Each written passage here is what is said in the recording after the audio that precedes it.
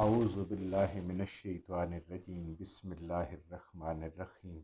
اللہم صلی علی محمد وعلی آل محمد۔ اللہ جل شانہ کا بے حساب کرم احسان اس ذات کا کہ جس نے ایک دفعہ پھر قرآن مجید سمجھنے کے لیے یہاں پہ ہمیں اکٹھا کر دیا۔ آج ہم انشاءاللہ 10واں پارہ سورہ الانفال کی آیت نمبر 43 سے اپنا سبق شروع کریں گے۔ سورہ الانفال آیت نمبر 43۔ اعوذ باللہ من الشیطان الرجیم بسم اللہ الرحمن الرحیم۔ اذ یریکہم اللہ فی منامک قلیلا ولو اراکم لکثیرا لفشلتم ولتنازعتم فی الامر ولکن اللہ سلم انہ علیم بذات الصدور۔ جنگ بدر کے واقعات چل رہے ہیں اور انشاءاللہ یہ آگے چلتے رہیں گے۔ اللہ تعالیٰ فرما رہے ہیں اذ یریکہم اللہ، اور جس وقت دکھلایا اللہ نے ان کافروں کو آپ کو، یعنی جس وقت اللہ تعالیٰ نے ان کافروں کی تعداد نبی کریم صلی اللہ علیہ وآلہ وسلم کو دکھلائی اللہ نے، فی منام کا، خواب کی حالت میں، نیند کی حالت میں، منام نیند کو، آپ صلی اللہ علیہ وسلم نیند کے یعنی آپ کے خواب میں، قلیلاً تھوڑا۔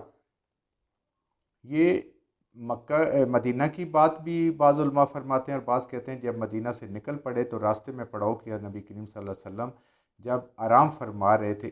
استراحت میں، اللہ تعالیٰ نے آپ کو اس قریش لشکر کا احوال دکھایا اور اس نیند میں آپ کو دکھایا کہ یہ کم تعداد میں ہے، یعنی کم نظر آئے۔ اب آپ صلی اللہ علیہ وآلہ وسلم نے یہ خواب صحابہ کرام کے ساتھ بھی سنایا، تو اب چونکہ وہ کم تعداد تو نہیں تھی، 1000 تعداد تھی اور بہت بڑی تعداد تھی، خاص طور پہ مسلمانوں کے مقابلے میں اور ویسے بھی۔ تو اب نبیوں کے خواب سچے ہوتے ہیں، بالکل کوئی شک والی بات نہیں ہے۔ تو یہ ایسی بات ہے کہ نبی کریم صلی اللہ علیہ وآلہ وسلم کو اللہ نے جو خواب میں دکھایا کہ وہ جتنے بھی زیادہ ہوں، جتنے بھی ان کے پاس اسلحہ ہو، جتنا بھی ان کے پاس وسائل ہوں، ان کی تعداد کم ہے، یعنی کہ ان کو شکست ہونی ہی ہونی ہے۔ اللہ تعالیٰ نے ایک طرح سے اپنے حبیب صلی اللہ علیہ وسلم کو فتح کی خوشخبری سنائی کہ وہ کمزور لوگ ہیں، بوڑھے لوگ ہیں، ان کا وہ کچھ بھی نہیں مسلمانوں کے مقابلے میں۔ وَلَوْ أَرَاكُمْ كَثِيرًا لَفَشِلْتُمْ، اللہ فرماتے ہیں کہ اگر ہم آپ کو ان کی تعداد بہت بڑھا کے دکھاتے، کثیر دکھاتے، لَفَشِلْتُمْ، تو تم ہمت ہارتے، یعنی مسلمانوں کو جب آپ یہ خواب سناتے تو مسلمان ہمت ہارتے، لڑنے کے لیے تیار نہ ہوتے، وہ ذرا سستی کرتے، ذرا جی چھوڑ جاتے۔ وَلَتَنَازَعْتُمْ فِي أَمْرٍ، اور اس کام میں وہ آپس میں بحث مباحثہ کرتے، کوئی کہتا ہے لڑنا چاہیے، کوئی کہے گا نہیں لڑنا چاہیے، کوئی کہتا ہے واپس جانا چاہیے، کوئی کہتا ہے تیاری کر کے آنا چاہیے، بہت ہر طرح کی رائے آتی۔ تو پھر آپس میں تمہاری تعداد کی اس کی کمی کو زیادتی کو دیکھ کے مختلف قسم کی آراء آتی اور کامیابی کے بارے میں شکوک و شبہات ہوتے، اور آپس میں جو مسئلہ ہے وہ ہمت ہارنے تک چلا جاتا ہے۔ وَلَٰكِنَّ اللَّهَ سَلَّمَ، اللہ نے کرم کیا آپ پہ اور آپ کو اس اختلاف رائے سے، اس جھگڑے سے، اس بزدلی سے بچا لیا، یہ خواب دکھا کے، یہ بتا کے کہ کامیابی آپ کی ہے۔ اِنَّهُ عَلِيمٌ بِذَاتِ الصُّدُورِ، بے شک اللہ تعالیٰ کی ذات جو ہے وہ دلوں کے بھید جانتی ہے۔ اللہ تعالیٰ کو پتہ تھا کہ کیا ہونے والا ہے، کیا کیا بات ہوگی، اللہ تعالیٰ نے سب کو بتا دیا، سب کچھ ان کو اس طریقے سے بتایا اپنی حکمت کے ساتھ کہ جو بھی ہے دشمن کی ہر حال میں وہ کمزور ہے اور وہ تمہارا مقابلہ نہیں کر سکتا، خواہ وہ کسی حال میں بھی ہو۔ وَإِذْ يُرِيكُمُوهُمْ، اور یاد کرو اس وقت کو، یُرِيكُمُوهُمْ، مسلمانوں کو جب دکھلایا ان کو، یعنی کافروں کو دیکھا جب مسلمانوں نے، اذا لقیتم، اس وقت کے جب وہ مد مقابل تھے، یعنی بدر کے میدان میں جب مسلمان کافروں کو دیکھتے، اللہ نے ان کو دکھایا فی اعینکم، ان کی آنکھوں سے، آمنے سامنے، قلیلاً، تو وہ تھوڑے انہیں نظر آئے۔ اب یہ دیکھنا جو ہے یہ آنکھ کا کمال نہیں ہے، یہ دیکھنا میرے رب کی قدرت ہے۔ آنکھ موجود ہوتی ہے، انسان فوت ہوتے اس آنکھ سے کچھ بھی نہیں دیکھ سکتا، یہ ہاتھ نہیں لا سکتا، پاؤں نہیں ہلا سکتا، یہ سب ان کے اندر کیا ہے؟ اللہ کا امر ہے۔ جب تک اللہ کا امر ہے یہ کام کرتے رہیں گے، جب امر ختم ہو جائے گا تو جو اللہ چاہے وہ دکھلاتا ہے۔ تو اللہ کہتے ہیں کہ تم آمنے سامنے دیکھ رہے تھے، ہم آپ کو دکھا رہے تھے وہ آپ کو تھوڑے لگ رہے تھے۔ وَيُقَلِّلُكُمْ، اور تھوڑا دکھلاتا تھا تم کو، فی آیونہم، اور تمہیں بھی کافروں کی نظر میں وہ تھوڑا ہی دکھاتا تھا۔ کافر یہ سمجھتے تھے کہ مسلمان تو تھوڑے سے ہیں، ہم ان کے مقابلے کے لیے کافی ہیں، اور مسلمان ان کو تھوڑا دیکھ رہے تھے، وہ مسلمان سمجھتے تھے ان کے مقابلے کے لیے تو ہم بھی کافی ہیں۔ اب کیوں اللہ تعالیٰ، یہ حکمت اللہ تعالیٰ کی کیا تھی اس میں؟ لِيَقْضِيَ اللَّهُ أَمْرًا كَانَ مَفْعُولًا، لِيَقْضِيَ، تاکہ فیصلہ کر دے اللہ، امرن، اس کام کا، کان مفعولا، جو ہونا ٹھہر گیا اللہ کے حضور، جو اللہ نے فیصلہ کر لیا جس کام کا ہونے کا، کہ کفار نیست و نابود ہوں گے، ان کے سردار قتل ہوں گے، مسلمانوں کو فتح ملے گی، دنیا میں مسلمانوں کی داغ بیٹھے گی، یہ سارے کام اللہ فیصلے کر چکے تھے، اور یہ اللہ تعالیٰ نے کرنا تھا کہ ایسا نہ ہو کہ دشمن ان کو زیادہ دیکھ کے بھاگ جائیں یا یہ کافروں کو زیادہ دیکھ کے بھاگ جائیں، نہیں، اللہ تعالیٰ نے ایک ایسی حکمت کی کہ دونوں ایک دوسرے کے ساتھ مقابلہ کرنے کے لیے خود بخود تیار ہو گئے۔ وَإِلَى اللَّهِ تُرْجَعُ الْأُمُورُ، آخر میں تو ہر کام اللہ کی طرف لوٹ کے جانا ہے، سب کام میرے رب کی طرف لوٹ کے جانے ہیں، اور فیصلے بھی اسی کے، حکمتیں بھی اسی کی، حکم بھی اسی کا۔ تو یہاں بھی اس کا حکم ہے، جو وہ چاہا اس نے کیا۔ یا ایھا الذین آمنوا، اللہ تعالیٰ ایمان والوں سے مخاطب ہے۔ الحمدللہ ہم سب سے اللہ تعالیٰ مخاطب ہے، ہمیں کہہ رہے ہیں کہ اے ایمان والو، اس وقت وہ تھے، آج ہم ہیں، کل ہماری نسلیں ہوں گی، آنے والے لوگوں، قیامت تک کے لیے سب کو اللہ تعالیٰ ایک بات بتا رہے ہیں کہ اے ایمان والو، اذا لقیتم، جب تمہاری ملاقات ہو میدان جنگ میں، جب تم آمنے سامنے ہو اپنے دشمن کے، فئاتن، ایک جماعت کے، یعنی دشمن کی جماعت کے، فَاثْبُتُوا، تو ثابت قدم رہنا ہے، پیچھے نہیں ہٹنا، بزدلی نہیں دکھانے۔ پیچھے بھی ہم نے پڑھا تھا نا کہ جنگی حکمت عملی کے تحت آپ پیچھے ہو سکتے ہیں، یعنی آپ کوئی اپنی جماعت کے ساتھ ملنے کے لیے یا اپنی پوزیشن بدلنے کے لیے، ورنہ آپ میدان جنگ سے پیچھے، گناہ کبیرہ، دنیا میں ذلت اور آخرت میں بھی جہنم ہے اس کے لیے جو پیٹھ پھیر کے بھاگتا ہے میدان جنگ سے۔ وجہ کیا ہے؟ ایک بھاگے گا، اس کے پیچھے 10 اور بھاگیں گے، پھر 100 بھاگیں گے، یوں پورے مسلمانوں کے لشکر کے اندر جو ہے وہ بھگدڑ مچ سکتی ہے۔ اس لیے جان دے دینی ہے، انسان کا خون اس کے پنجوں پہ گرنا چاہیے، اس کی ایڑیوں پہ نہیں گرنا چاہیے، سینے پہ زخم کھانا ہے۔ تو اے ایمان والو، یہ ایمان کا تقاضا ہے کہ جب بھی تمہاری دشمن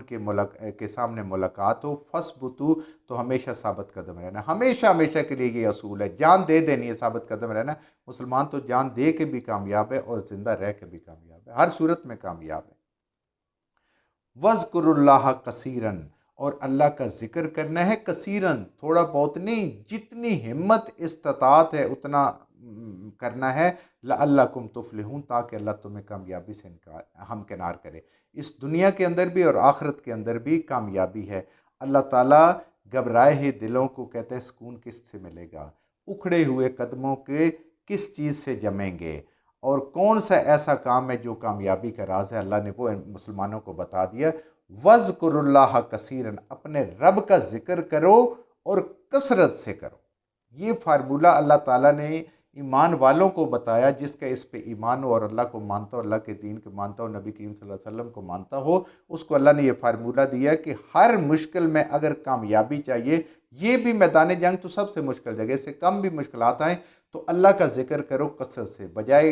لوگوں کے پیچھے بھاگنے کے اور مختلف ہتھ گنڈے کرنے کے اور بعض دفعہ شرک تک جانے سے، اللہ کا ذکر کرو کثرت سے۔ اگر انسان قرآن پڑھے تو یہ ساری چیزیں سمجھ آتی ہیں،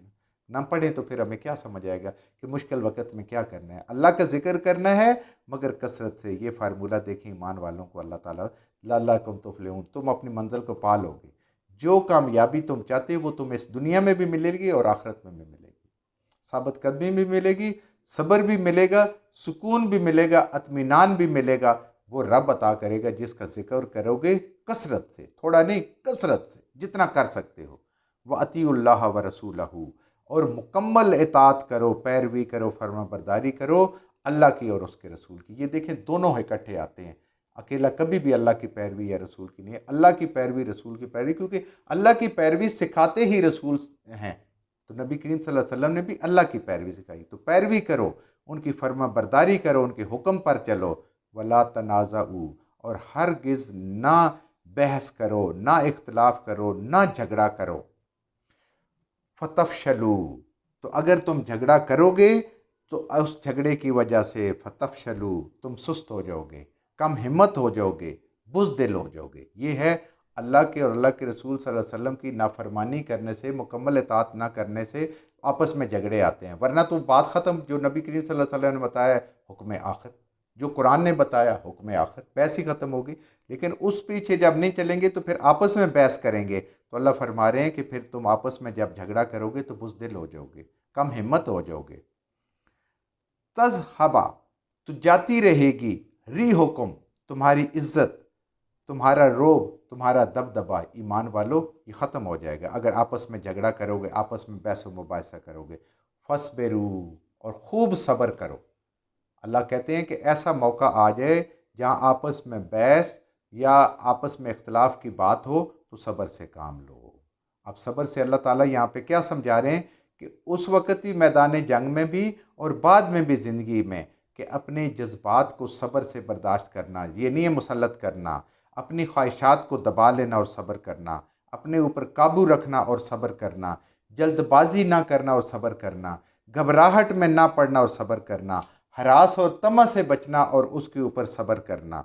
نامناسب حالات میں جوش سے کام نہیں لینا، ہوش سے کام لینا، اس وقت صبر سے کام لینا، خطرات اور مشکلات میں ڈگمگانا نہیں ہے، صبر سے کام لینا ہے، اور کسی وقت غیظ و غضب میں نہیں آنا کہ ہم تو بہت ہیں اور یہ تھوڑے ہیں اور یہ بس فوری طور پہ کر لیں، نہیں۔ ان ساری چیزوں کو، جہاں پہ دنیاوی فوائد نظر آ رہے ہوں، دنیاوی لذات نظر آ رہی ہوں، لیکن امیر کا فیصلہ اس سے مختلف ہو تو اس پہ صبر کرنا، یعنی بلا اختلاف اپنے امیر کی اطاعت کرنا جس کو آپ نے مقرر کیا ہے، یہ صبر ہے۔ آپ کی رائے نہیں مانی گئی لیکن باقی لوگوں کی کثرت رائے اور تھی، یہ سمجھنا کہ میری رائے سے ان کی رائے بہتر ہے، وہ زیادہ لوگ ہیں، ان کے پاس شاید علم اور اللہ تعالیٰ نے جو ان کو وین اور عقل عطا فرمایا مجھ سے زیادہ ہو، آپ ان کے ساتھ اختلاف کرتے ہوئے، اپنی رائے الگ رکھتے ہوئے بھی جب فیصلہ ہو جائے تو ان کے مطابق چلنا، پھر یہ نہیں کہنا میں نے تو یہ کہا تھا، وہ کہا تھا، سارا کچھ ہے۔ یہ ساری کی ساری اللہ تعالیٰ فرما رہے ہیں کہ تم اپنے جذبات، خواہشات کو قابو میں رکھ کے جو مشترکہ فیصلہ ہے اس کے اوپر آپ نے چلنا ہے، برداشت سے کام لینا ہے۔ تو اس کا فائدہ کیا ہوگا؟ ان اللہ مع الصابرین، اللہ صبر کرنے والوں کے ساتھ ہے، اللہ تمہارے ساتھ ہو جائے گا۔ بات نہیں مانی گئی، بڑا شیطان اکساتا ہے، دیکھ تیری بڑی اہمیت ہے، تیری تو کوئی بات سنتا ہی نہیں ہے، تیری تو فائدہ ہی نہیں ہے، تو کیوں ان کے ساتھ آ گیا، کیوں ان کے ساتھ بیٹھا؟ نہیں، اپنی رائے دیں اور اس کے بعد جو سارے مل کے فیصلہ کریں، صبر سے اس کو دل سے مانیں اور اس پہ عمل کریں، رب راضی ہو جائے گا۔ جب رب راضی ہو گیا، 100 دفعہ بات نہ مانی جائے انسان کو کیا فکر ہے؟ یہ ہے صبر، انسان کی ہر چیز کی قربانی، اور یہ زندگی بھر صبر چلتا ہے۔ ہم یہ بار بار اس کا ذکر کرتے ہیں اور آگے بھی کرتے ہیں، صبر کے بہت سارے پہلو ہیں جس سے انسان کو صبر کرنا پڑتا ہے زندگی میں، اور صبر کا اللہ تعالیٰ پھل کیا دیتے ہیں؟ ان اللہ مع الصابرین، شک کی کوئی بات ہی نہیں ہے، اللہ اس کے ساتھ ہے جو صبر کرتا ہے۔ جو کچھ ہم نے صحیح پڑھا اللہ ہمارے ذہنوں میں، دلوں میں بٹھا دے، جہاں جہاں پڑھتے بولتے ہم سے غلطیاں ہوگا اللہ میں معاف فرما دے، اور ان غلط باتوں کو ہمارے ذہنوں سے، دلوں سے اللہ کی ذات نکال دے۔